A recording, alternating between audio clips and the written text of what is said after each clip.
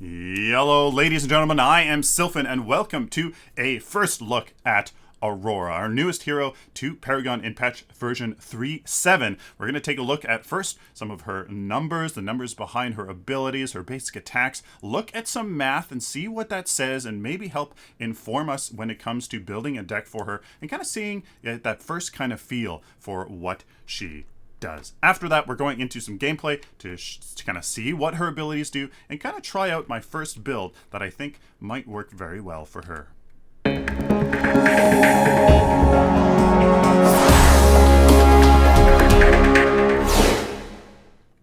So, ladies and gentlemen, a huge shout out to Narendur, however you say his name, my apologies, for getting this fantastic document here, this Google document that has amazing information on it. The link will be down in the description below. If we go on over to Aurora, we see all of her stats here and on the number side behind the scene. So her basic attack, 0.6 power scaling, just like Kwang and a lot of other fighters, but she starts with a very high base damage amount. Not as high as somebody like Sevrag or Feng Mao, but 64.5, much higher than somebody like Kwang here, 58, and I believe Crunch 58 as well. So she has a nice basic attack, and more importantly, it increases 1.5 damage per hero level, and that's actually quite a bit. That is significant. I believe that is the most out of all the fighters that it increases. Yeah, so as you can see here, even Kalari doesn't get that much. Feng Mao does, so she is just like Feng Mao. However, her attack speed is faster, 1.2 second cooldown, so you have a fast basic attack that scales well and does a high amount of damage. It is looking pretty good for her basic attack. Doesn't get that great at power scaling. It's not 0.7, it's not 0.8, something like a carry, but it certainly looks good at the fundamental level. More along the side of her basic attack here, we can also look at her attack speed. So she does gain 1.4 attack speed per hero level, which ends up actually being quite a bit. That is a fair amount. Greystone only gets 0.6, Kwang gets 0.6, Crunch gets 1.4. Just kind of emphasizes basic attack and the whole combo thing. Chimera doesn't, Kalari does. So she's looking really actually quite good for her basic attack. It's looking pretty good. The only issue is that I'm seeing the power scaling isn't that great. So right off the bat, yes, I do have a little bit of insider knowledge, as I've already done the math. I can already foresee at this point that crit is going to be very nice for her, simply because she doesn't scale that well with power. The rest of her abilities, her right mouse button doesn't do anything. That is her leap. Her glacial charge here, let's take a look. Very low power scaling. Not really going to be used for damage, although it does become an okay amount here at level 4. You're not really going to use that for the damage, at least from the numbers department. I think what it will do, though, is add up to between all of her abilities. It'll be actually quite nice. Hoarfrost here, that is her ring and her root. That's going to be very nice. 0.6 power scaling. Not the best, especially when it considers abilities. Most abilities on a caster and stuff are like 1 or more power scaling. So it's not really going to be emphasized for that damage. But again, once you add up everything, I think it's going to be a fair amount of burst, as that is an attribute for Aurora. Her ultimate, though, 0.75, so just almost enough as Kwang, 0.8. So which, that is all right. It's just like Chimera's ultimate. So it is going to do a fair amount of damage. It is definitely going to do a fair amount of damage, but the base damage isn't really there. If we look at Kwang, it's about 2/3. Chimera, it's about 2/3. Kalari, it's just like Kalari's, but I mean, again, Kalari's is a little bit different. So overall, I get the sense that I'll put it all together, and it's going to be a fair amount of damage, but individually, she's not necessarily like a melee caster, which she's a fighter, which makes sense. So I think it's going to be more about her utility, and comboing that utility with maybe some pretty good looking basic attacks in here, she's gonna be a very interesting initiator into kind of control the fight, and with some pretty good basic attacks, I think she's going to be pretty darn good. Now, this is probably what you've been waiting for this whole time. Using my optimal DPS calculator and stat optimizer, again, link down in the video description. I have updated this to include Aurora at level 15 with 50 CP of total value. Value, not CP cost, of damage, attack speed, and crit. Without that crit bonus, we get a fair amount of DPS. It's really, actually pretty damn good, considering, you know, fighters and stuff. It's all right. But look at this distribution of power, penetration, attack speed, and crit chance. Power penetration, only 13, but 21%, 21 crit chance. So that is times 4. What is that? 84% crit chance and a significant amount of attack speed. This really surprises me because she gets a lot per hero level, and her basic cooldown is low to begin with. This leads me to think, ladies and gentlemen, that 0.6 power scaling really actually kind of hurts her. The rest of her basic attack is really good, meaning she gets a lot of attack speed or a lot of DPS, but that 0.6 power scaling really hurts. So I think what the math is telling us is that crit is really valuable. You don't not want to crit.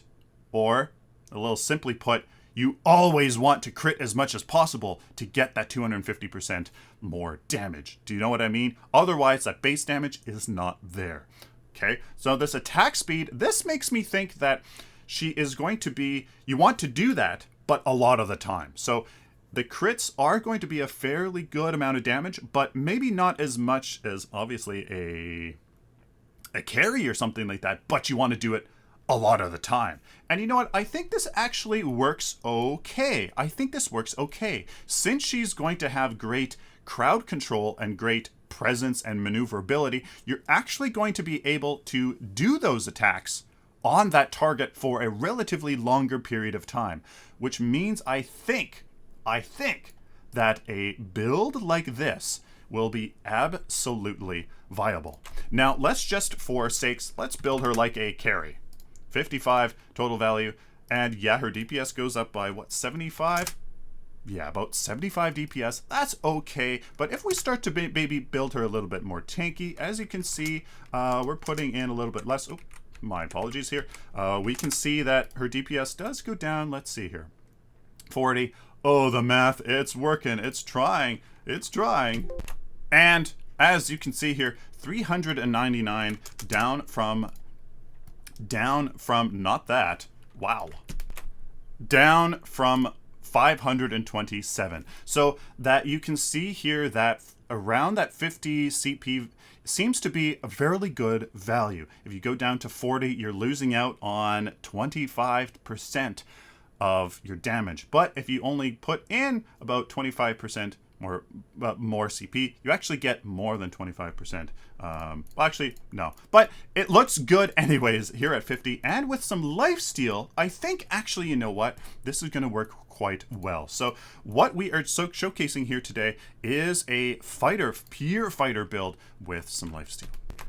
Now, there's a few things here that I'm actually pretty excited for. Bots have been changed quite a bit, making this testing process actually... Oh, look at that, the staircase! She's totally Elsa. She's totally Elsa's long-lost cousin that is pissed off that she doesn't own this world.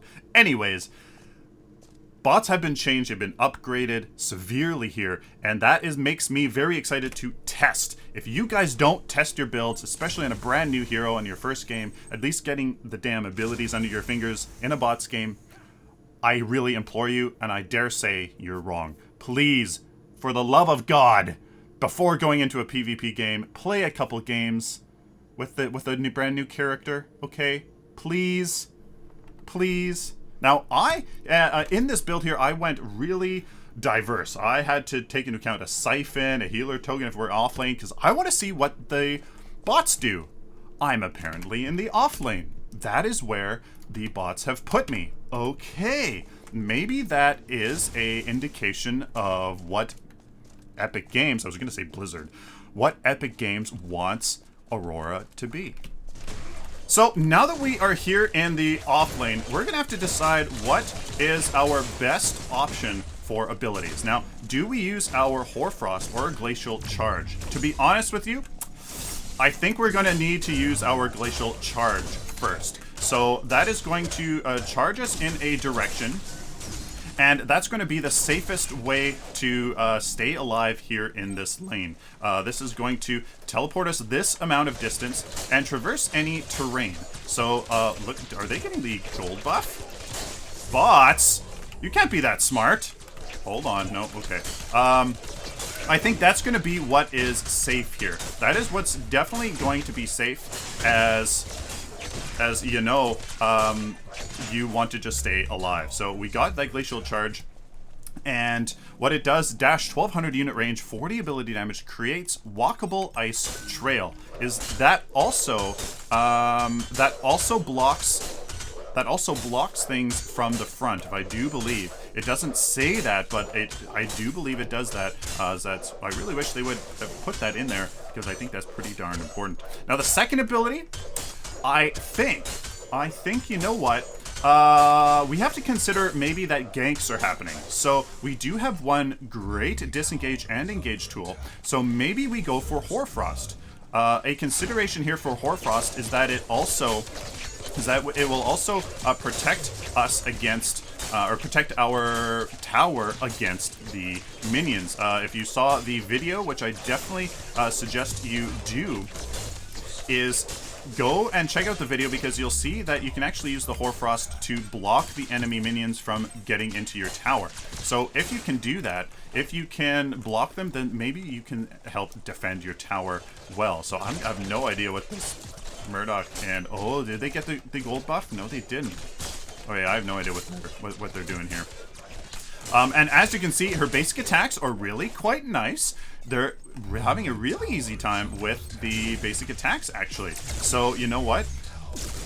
This is going to look quite well. Oh, the bot's chasing me because I'm overextended. But let's see here. We're going to... His charge is going to be up very soon. So I'm going to use my Hoarfrost. There's that. He won't be able to get away. I wonder if he charges through here, if he gets frozen. I hope that he does get frozen, because it's kind of the whole point of it, right? So 1.25 second root, if touched, ring duration there. So looks like the minion, the AI here.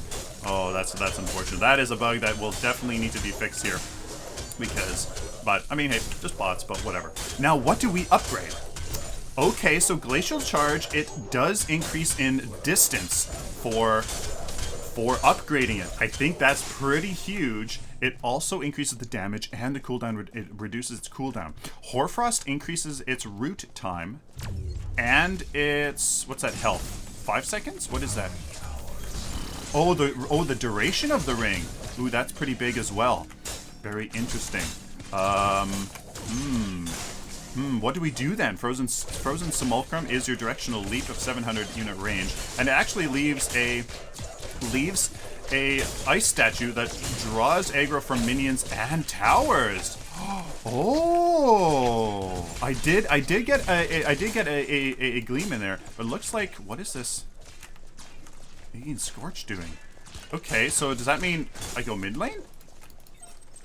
Am I supposed to go mid lane? Is that what's actually supposed to have been happening this whole time? What, did that Aegean Scorch just happen to go mid just as the early thing? Oh, maybe we're a mid laner.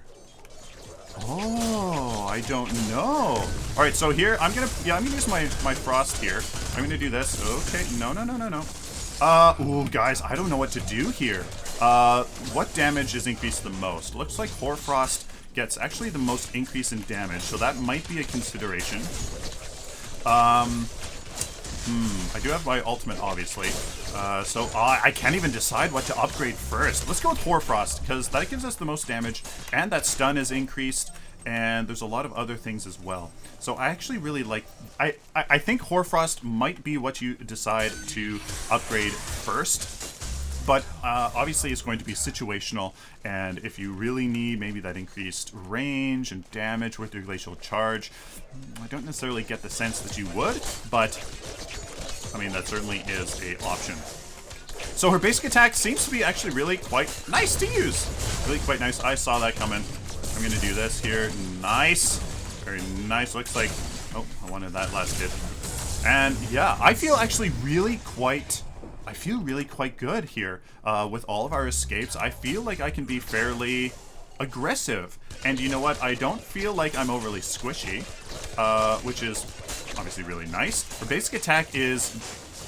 it's solid. I keep referencing her basic attack because I feel like it is actually pretty darn good. Now, her ultimate, Kairoseism. It's an AoE slow for 300 max movement speed, and for 1.5 seconds. After 2 seconds, stun for 1 second and explode for 180 ability damage. So it basically just kind of over time it freezes them, and then after they're kind of frozen for a bit, I did see that. After they're frozen for a bit, they explode, and that then spreads to other minions and heroes in the vicinity. I'm going to assume that it only spreads once, so it can't kind of chain reaction a whole bunch. Like it can't go on almost infinitely. So we're going to assume that.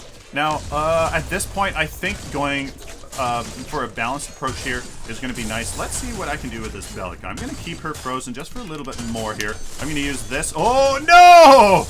Ah, all right, so there is a consideration. The Hoarfrost is not that big of a range at all. Okay, so you basically have to be beside the hero, moving in the same direction as them, or... Ooh, let's play Grex. Let's use our Frozen Simulacrum here. And then, oh yeah. Okay, so, that wasn't really much of a showcase of the synergy between her abilities. But, okay. Interesting. So, Kairoseism, that's going to be absolutely huge. Okay, so let's see a little bit of a burst. I did get our Sage's Ward, and an interesting second card is Bloodburn Powder. Now, my thinking here is that because she is so ability dependent, I am going to choose to get a little bit of mana regen with that ability. So let's use this here. She gets stunned. Good, very nice. I'm going to use my ultimate here. Kaboomy. There is that, and then boom. Absolutely so easy here. Oh, look at that spread too to the minions. Ooh, I like that. So, I mean, the Bellica was super overextended, but that is a little showcase of what you can do with her. Now, I saved my Glacial Charge for if she somehow got away, if maybe she has, you know, a Blink Charm. That's just a safe general rule for you to use for any escape ability or card. Save it till the last moment to when you really need it. That's really cool. I like that the bots are going for the oh, here, actually, you know what, let's get this steal. Oh, what's he doing? Okay, there you go. Thank you. So let's do a little bit of this here. Oh yeah, so there you go. There is the very nice there's a very nice engage into, ooh, let's see. Oh, there you are. Whoa!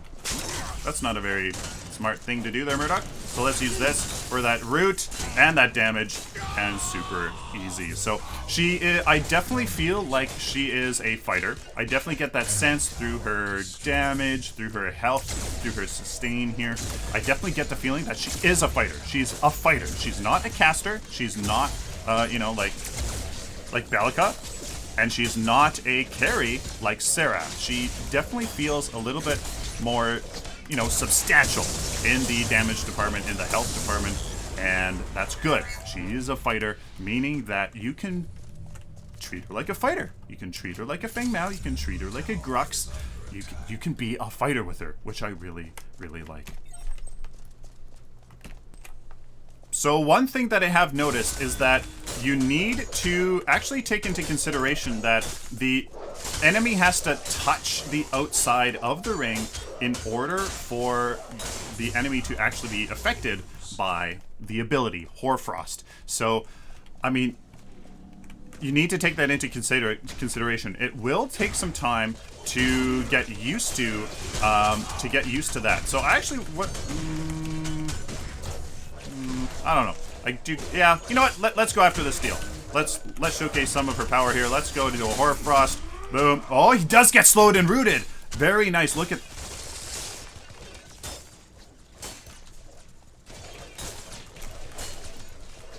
Oh my God! Are you serious? Look at this! Oh, bug! Wow, that's really annoying. Is he gonna follow me for the whole game? Wow. Okay. You know what? Let's go after this Murdoch. Let's. Oh shit. Let's do this into an ultimate here. Let's see what we can do. Can we? Oh yeah, baby. There you go. I mean, let's look at this Murdoch. He's only 10 CP, so there's that. Wow, this is really annoying. Oh, apparently he's dead. Well, we found a bug. So what I'm choosing to do here is upgrade between my Glacial Charge and my Hoarfrost. Now that I'm starting to see the abilities here, I'm maybe going to consider upgrading Hoarfrost perhaps a little bit more just because of its damage and its root. I think that's going to be a little bit better. So now that we've tried it out a little bit, I would definitely suggest going for upgrading your Hoarfrost first before anything else. So I want to talk about the implications of your Frozen Simulacrum. What the implication is that if, like right now, the minions are going to attack, well, my copy there instead of me. So actually what this is going to enable you to do is go in on a hero that is nice, Ultimate Bellica. I see they haven't fixed that strategy bug. You can go in on an enemy in the vicinity of minions, and as long as you use your Frozen Simulacrum once you have attacked the hero, forcing the minions to attack you, the minions will actually go after your Frozen Simulacrum. Now, do they switch back to you? If you attack the... There they are. There they are attacking. And, oh no, they do come back to us. So they don't stay on the Frozen Simulacrum. So that is a consideration. That is perhaps a disengage mechanic from minions and from towers as well. So you can maybe go into... Whoa! What happened there? Okay. So I think what happened there, ladies and gentlemen, was the fact that I actually I used my Hoarfrost too quickly. So that is therefore a consideration for that ability. So let's do this here. Whoa, leg. Or some delay there. I'm not sure exactly what happened. And there we go. So I definitely feel like she's a fighter, guys. I'm really getting that sense. She is indeed a fighter that has really great control and potential to 1v1 some enemies. And obviously, this CC is going to work great for team fights as well. So it's looking really good. Here's this damn steal again. Are you serious? Wow. Wow, wow, wow. So there's a Hoarfrost, using it right in the middle of a group of minions. Obviously works very well there as it hits all of the minion wave. Wow, that's really annoying. That's really dumb. Please fix that. So here, let's go in on this Murdoch. You should be attacking me, right? There's that. Oh, there you go. There you go. There is that missing of the Hoarfrost. You have to be careful of using it. You have to be right on top of the enemy because there is that delay between the abilities. So you know what? I'm gonna let's hard engage. Okay, so there we go. That finally hit there. Let's do this here. Let's use our ultimate now to create that freeze and that stun, which is gonna be very important for staying alive. Now we can disengage. Wow. And then you can disengage using the full Frozen Simulacrum as your bait.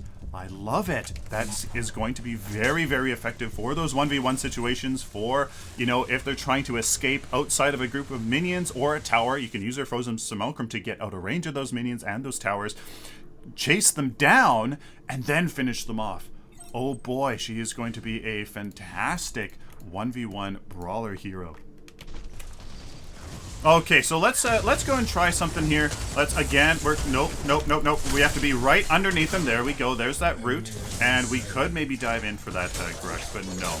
So I'm starting to get the feeling like you need to really engage on a target in order for your Hoarfrost to be useful. You really have to go right onto the target. Now, I am getting the sense that you need to use that Hoarfrost probably as your engaging ability.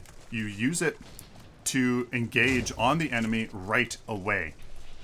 And what that does is it'll create either they stay in the ring and don't get hit by the damage and the root, which forces them to stay in your area, or they use another ability to get out. But then you can either follow them with your glacial charge, which isn't actually that bad, because what you have done there is just force them. So right now I'm not going to use my Hoarfrost until I'm in a better position here, and you know, I'm going to leap into this direction, into the Hoarfrost. There you go. Okay, so I was careful. That damn steel. So that is a very important consideration. So you have to save your Hoarfrost for when you're right on top of them, moving in the same direction as them, either beside them or in front of them. You can't use it when you're behind them, just because they'll get out of that range. So here, I'm going to try to show here what to do on this Bellica. I'm going to use it right on top of her, forcing her to stay in that area, but she does walk into it, so that is fine. I'm going to use my ultimate now to try to get that stun and a little bit of a damage mitigation, and use my Frozen Simulacrum to get out of there and get the minions to get off of me. There we go. I mean, obviously, I would have died there if this was real players and they had more CP and stuff, but I think we're just trying to prove a point here with this guy. So here is the gank power of a Aurora. Looks like we didn't even need that Hoarfrost, and look at that, totally taken out here. Not even affected a little bit by Bellica's Void Drone there. Awesome. So I like that Hoarfrost. It forces enemies to use a key card like a Blink Charm or something like that. And let's actually run. Okay. So here, let's get a sense. Damn, this steel is. I have a very rampant admirer here in this game.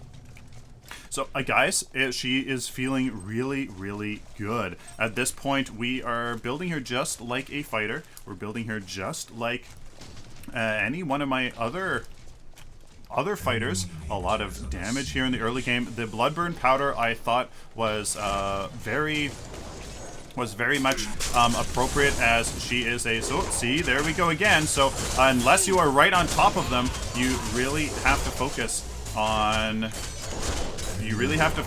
using that as the appropriate ability. Wow, this fucking steel. Sorry, pardon my language, this is really annoying. Okay, yep, so guys, Hoarfrost is one of your most crucial abilities. Using it at an appropriate time is so important. Oh boy. So once again here, let's take a look at what we do here. So I'm going to wait for this Murdoch here to use his, or actually, no, let's do this. Oh, he does still get there. So there we go. Let's do this. Let's actually re-engage on this Bellica, but whoa! Oh, that Murdoch stunned. So, hey, there you go. Not the best engagement. I definitely didn't get the drop on that Murdoch as nicely as I wanted to. He held off. The bot held off his knockback actually really quite nicely. I wanted to, I wanted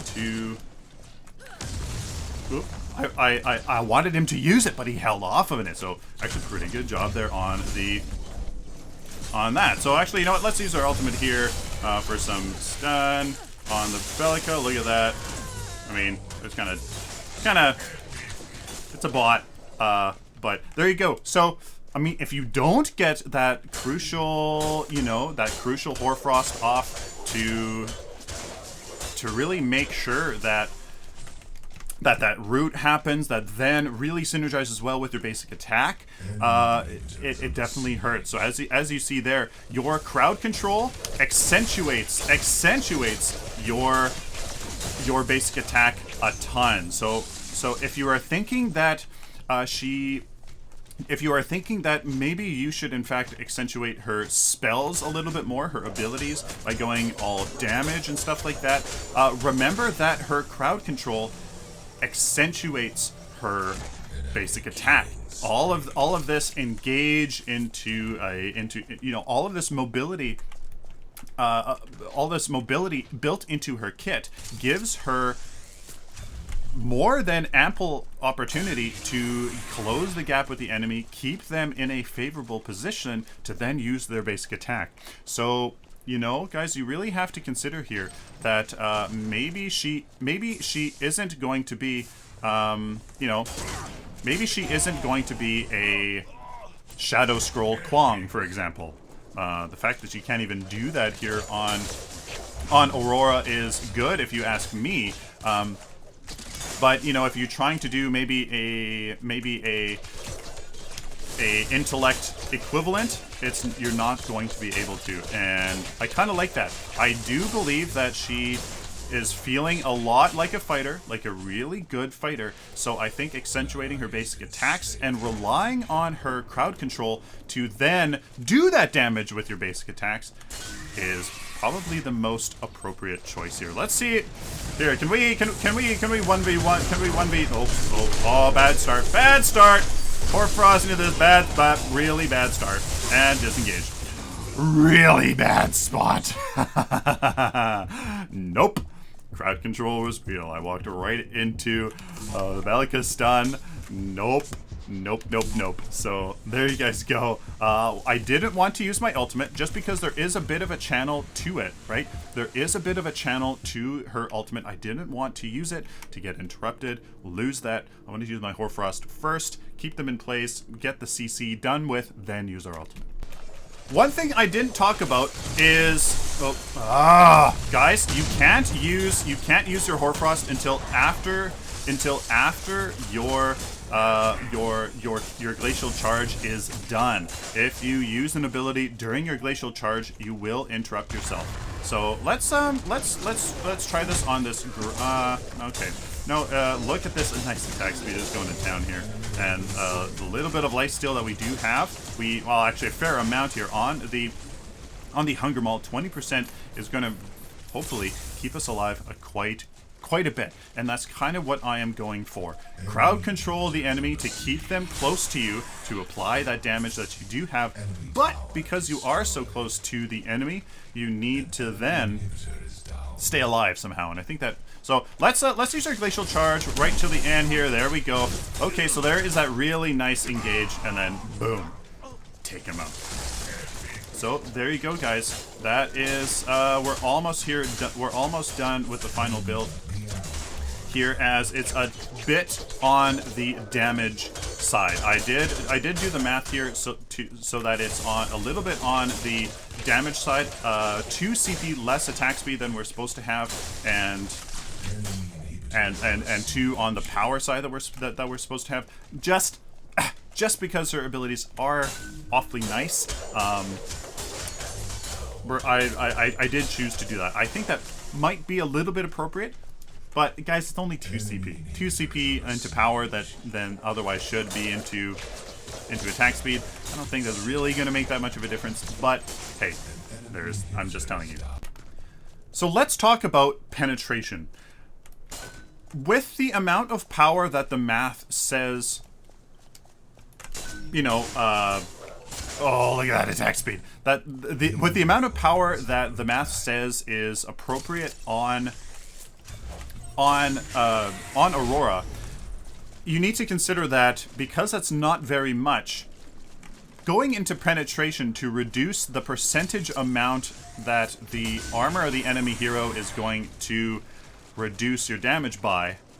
I hope that made sense. It's not going to be very much because you don't have much power. So having a percentage of a... Oh, there's me using my ultimate too early again.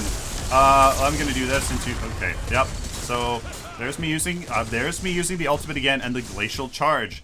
That is going to be something you have to get used to. Boy. Anyways, back to the penetration. Because it's such a low amount, when I did do the math for penetration for her, it really actually wasn't that much. Going, you know, against a caster that only has 21 base armor, having the appropriate amount of penetration to deal with that armor only increased her DPS by 4 or 5, something like that. So, if that's going to be the case, unfortunately, I have to say that penetration is not worth it for Aurora. Now, if you choose to build her like a caster, which I don't recommend, just all power, a little bit of mana or something like that, then A, you would want to be getting ability penetration, if you really want to do that. And if you want to get any basic penetration, the math says not very much. Because A, it's not going to do very much, and B, if you're going into basic pen but all power because you're focusing on abilities, you're kind of not really doing what you wanted to. So there is that to consider. So look at how fast we are attacking these minions. Guys, remember that it is unintuitive to consider damage per second. It's unintuitive. You have to yourself, in your brain, count up how many attacks you're doing and try to think of how much damage it is per second. It's unintuitive. That is why we rely on math, on science, to just give us reality, because we can't interpret reality effectively. Now, yes, this might look like a lot of attack speed. Remember that her basic attack doesn't do much damage, or the power scaling on it doesn't do much damage. So you are relying on that crit and applying what little damage we are dealing faster in order to actually give us that DPS. So naturally, unfortunately, we have to rely on crit and attack speed to give us our overall damage. Just remember that. Remember that, remember that. And as we saw here, we used our Hoarfrost here. I did catch him. Look how much we were barely able to catch this Greystone in our Hoarfrost. So now let's use our ultimate to keep him stunned here. And oh yeah, there we go. So yeah. So I mean, against somebody like this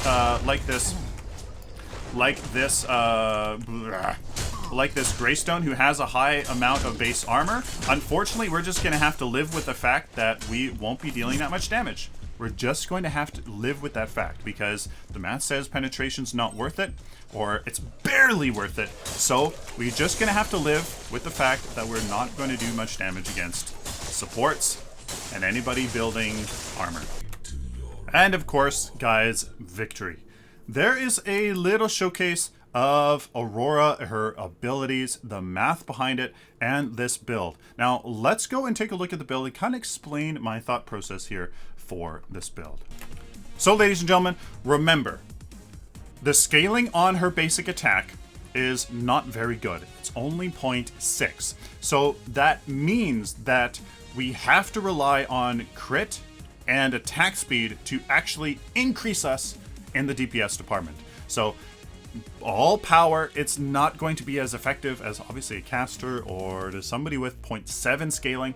It's not going to be as nice. So what we have to do is rely on attack speed and crit to give us that DPS. That's just a fact. Yes, her basic attack actually has a good base damage and she gets a lot of attack speed per level, but unfortunately that scaling, I think, is what really hurts her in order, you know, what really hurts her. So the Archmagus, I just like that structures to minions much better. Health potion and healer token, again, apparently we were in the off lane or in the mid lane, depending on what that freaking Scorch was doing, because that Fae was supporting our our Sparrow. So apparently the bots, and I'm going to assume there that Epic wants Aurora to be a offlaner, probably an offlaner, but probably not a mid laner. So it looks like she is an offlaner. Because of that, we get health potion and a healer token. Now, after that, you go into your Sage's Ward, and then after that into a Blood-Burn Powder. I actually really like this. Yes, the Madstone gems are fantastic, but I think that mana regen, because her abilities are so really crucial, and you're going to want to escape every now and every now and again, use those abilities to stay alive. I think this mana regen is actually really good. I really like the idea of this Burn Blood Powder, plus gives us some attack speed, which again, because of her scaling, is going to be very nice. Now, I've changed a few things to get rid of the jungle and the safe lane options here, but we still have one equipment slot, so we could actually very much keep that circlet of health. So just to keep that option, but I mean, that is up to you. I'm not going to add it just because I'm going to have her in the off lane. So what I did change here was I added another Burn Blood Powder, but I added in some kinetic as well. So you have to think of the math at the beginning of the game. Sage's Ward, this is 1, 2, 3, 4, 5 points of power into another Burn Blood Powder. 5, 6, 7, 8, 9. So now, especially with her scaling, I'm going to very safely say that you want some kinetic. So we have 5, 6, 7, 8, 9, 10, 11 power to 4 attack speed. So I think that is going to be very nice. And again, that mana regen, just because fighters really struggle with mana in the early game, fighters that are very ability focused, like a Crunch, and now especially in a Aurora, I feel like this is actually going to be really nice. I very much appreciate mana regen much more than pure mana, just because mana only works when you run out of it, whereas mana regen works as soon as you have used an ability. So I like it. I really didn't have mana problems this whole game. So there is a little proof with only one Burn Blood Powder. So 2 Burn Blood Powders, and then you go into a Madstone Gem. Now that you have some attack speed, and I want to use those 5-point cards. So here's the Madstone Gem with Minor Cast. It's the only thing you can upgrade in it. So that means that our next 5-point card is the reverse Flashfire Piston with 1, 2, 3, 4, 5 points of kinetic into 1 power, just to keep that going. Because you don't get attack speed till so late in the game, like this Windcover Blade is the last ability or last card that we get. I want to have attack speed throughout the course of the game, so that this Windcarver Blade preferably replaces this Flashfire Piston as we keep this Madstone Gem just the way that this math works out. So after this, Sage's Ward, 2 Burn Blood Powders, 1 Madstone Gem, and then a Flashfire Piston. Then you go into a Spear of the Rift Hunter, starting to build that crit. At this point, you can go into your Hunger Maul, because you do have 36%, I think it was, at that point into the Hunger Maul. This lifesteal is amazing. I didn't have to go back so often because I could just go back into lane and regenerate off of the minions and the jungle minions. So I love this attack speed, and I think it's really quite effective. She is a solid fighter. She's a solid fighter. Yeah, she only has 1588 health at level 15, but you know what? Due to her CC and her ability to stay with the enemy, she can be taking damage. So you might as well throw in some lifesteal, because it does work quite well. She does a fair amount of damage. So I really actually like that. After this 9-point Spear of the Rift Hunter and the Hunger Maul, then you finish off your crit, just because that is, remember, the most important thing that increases her damage here. Crit.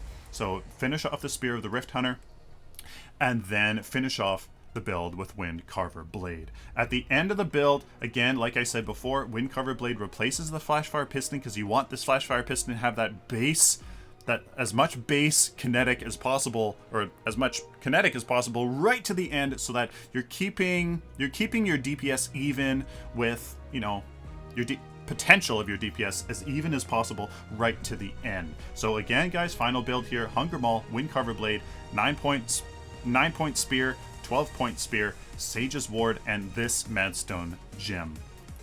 Awesome. she's feeling pretty good. I need to figure out her charge into her any of her other abilities, just because you can cancel her charge with other abilities early. So that's going to take me some time to get used to. I'm probably going to go into another bot game, guys. I suggest you do as well. Don't hurt your friendlies in PvP.